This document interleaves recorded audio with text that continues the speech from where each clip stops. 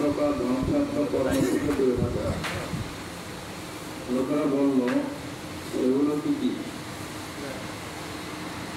আল্লাহ রাসূল তিনি বলেন, 1 নম্বর আল্লাহর সাথে শিরক করা, 2 নম্বর জাদু করা, 3 নম্বর অন্যায়ভাবে এমন জীবন হত্যা করা যাতে আল্লাহ হারাম করে দিয়েছেন, 4 নম্বর সুদ খাওয়া, 5 নম্বর জাতির সম্পদ ভক্ষণ করা, 6 নম্বর ধর্মযুদ্ধকালীন যুদ্ধের ময়দান থেকে পলায়ন করা, 7 নম্বর সতী সাথী উদাসীনা মুমিন নারীদের চরিত্রে মিথ্যা কলঙ্ক আরোপ করা।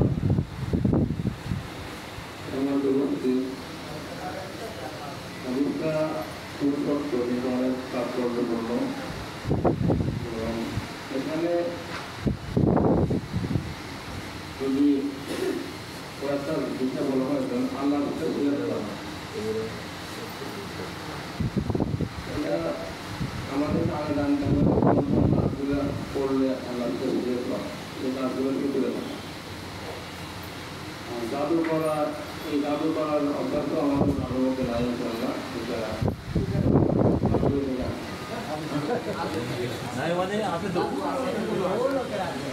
আমাদের এখানে নাম ভালো মতো ওরা নাই, তাদের আমার দাদা নাই,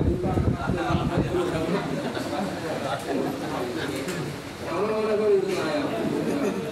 আর অন্যায়ভাবে জীবন হত্যা করা এবং তাকে হত্যা করা আল্লাহ হারাম করে দিয়েছেন।